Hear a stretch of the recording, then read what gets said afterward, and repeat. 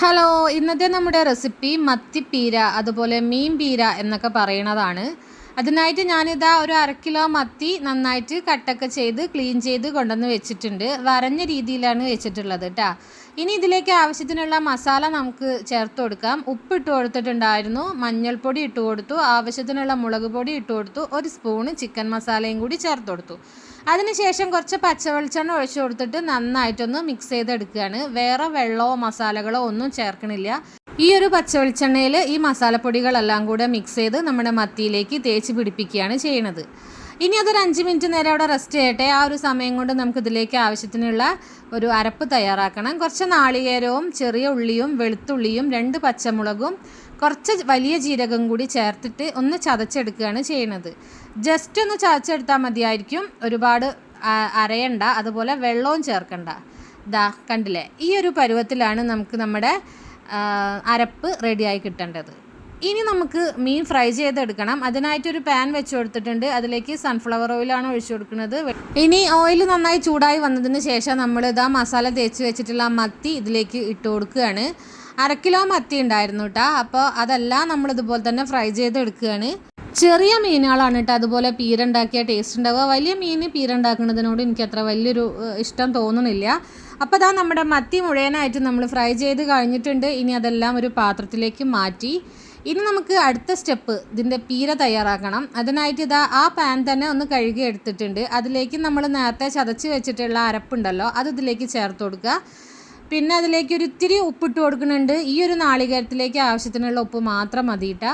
പിന്നെ ഇപ്പോൾ ചേർത്ത് കൊടുത്തിട്ടുള്ളത് കുറച്ച് വിനാഗിരിയാണ്. ഇനി ഈ വിനാഗിരിയും ഉപ്പും നാളികേരം കൂടി നന്നായിട്ട് മിക്സ് ചെയ്യുക. അതിൻ്റെ ഈ ഒരു വെള്ളമയം ഉണ്ടല്ലോ, വെള്ളമയം പോകുന്നത് വരേക്കും നന്നായിട്ട് മിക്സ് ചെയ്തിട്ട് ഒന്ന് ഡ്രൈ ആക്കി എടുക്കുക. അങ്ങനെ ഡ്രൈ ആയി വന്ന നാളികേരത്തിലേക്ക് നമ്മൾ ഫ്രൈ ചെയ്ത് വെച്ചിട്ടുള്ള മത്തി ചേർത്ത് കൊടുക്കുകയാണ്. ഇത് വറുത്ത മത്തി ആയതുകൊണ്ട് തന്നെ ഇതിലേക്ക് നാളികേരം പിടിക്കാനായിട്ട് കുറച്ച് പണി ഉണ്ടായിരിക്കും കേട്ടോ.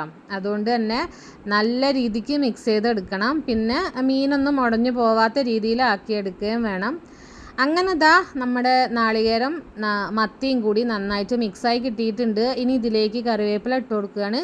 കറിവേപ്പിലയും കൂടി ഇട്ട് കൊടുത്ത് നന്നായിട്ടൊന്ന് മിക്സ് ചെയ്യുക. അതിന് ശേഷം ഇതിൻ്റെ മേലെ നമ്മൾ വാഴയില ഉണ്ടല്ലോ, വാഴയില വെട്ടിയിട്ട് ഇങ്ങനെ വെച്ച് കൊടുക്കുകയാണ് ചെയ്യുന്നത്. മൂടി വയ്ക്കുക, വാഴയില കൊണ്ട് മൂടി വയ്ക്കുക. അപ്പോൾ വലിയൊരു ഇല കിട്ടാത്തത് കാരണം ഞാൻ 2 ചെറിയ കഷ്ണങ്ങൾ എടുത്ത് തുറന്നിട്ടാണ് വെച്ചിട്ടുള്ളത്. അതിന് ശേഷം അതിൻ്റെ മേലെ ഒരു മൂടി വയ്ക്കുക. എന്നിട്ട് ലോ ഫ്ലെയിമിൽ ഒരു 5 മിനിറ്റ് നേരം ഒന്ന് കുക്ക് ചെയ്തെടുക്കുക. അതിന് ശേഷം നമ്മളിതൊന്ന് തുറന്ന് നോക്കിയിട്ട് വാഴയിലയും കൂടി എടുത്തതിന് ശേഷം കുറച്ച് പച്ച വെളിച്ചെണ്ണ അതിൻ്റെ മേലെ ഒഴിച്ചു കൊടുക്കണം. എന്നിട്ട് നന്നായിട്ട് ഒന്നും കൂടി ഒന്ന് മിക്സ് ചെയ്തെടുക്കുക. ഇപ്പോൾ നല്ലൊരു മണം വരുന്നുണ്ട് കേട്ടോ. ആ ഒരു വാഴേൻ്റെ ഇല ഉണ്ടല്ലോ, അത് വാടിയിട്ടുണ്ടായിരുന്നു. അത് വാടിയതിൻ്റെ മണവും അതുപോലെ ഈ ഒരു വെളിച്ചെണ്ണയും നാളികേരവും വറുത്ത മീനും എല്ലാം കൂടി ആയപ്പോൾ ഒരു പ്രത്യേക ഒരു ഫ്ലേവർ ഇട്ടാ മണം. ഇനി നമ്മൾ എന്താ ചെയ്യുക, ഒന്നും കൂടി ഇതൊന്ന് തട്ടിപ്പൊത്തി വെക്കുകയാണ്. അതിൻ്റെ മേലെ നമ്മൾ നേരത്തെ എടുത്തിട്ടുണ്ടായിരുന്ന വാഴയില ഉണ്ടല്ലോ, അത് പിന്നെയും വെച്ചിട്ട് മൂടി വയ്ക്കുകയാണ്. അതിനുശേഷം നമ്മൾ ഫ്ലെയിം ഓഫ് ചെയ്യുക. ഇനി നമുക്ക് കഴിക്കുന്ന സമയത്ത് എടുത്താൽ മതിയായിരിക്കും. അപ്പോൾ ഇത്രയേ ഉള്ളൂ വീഡിയോ നിങ്ങൾക്ക് ഇഷ്ടമായിട്ടുണ്ടെങ്കിൽ ലൈക്ക് ചെയ്യാനും ഷെയർ ചെയ്യാനും എൻ്റെ ചാനൽ ഒന്ന് സബ്സ്ക്രൈബ് ചെയ്ത് സപ്പോർട്ട് ചെയ്യാനും മറക്കല്ലേ. പുതിയൊരു വീഡിയോയുമായി വീണ്ടും കാണാം. അതുവരേക്കും ബൈ.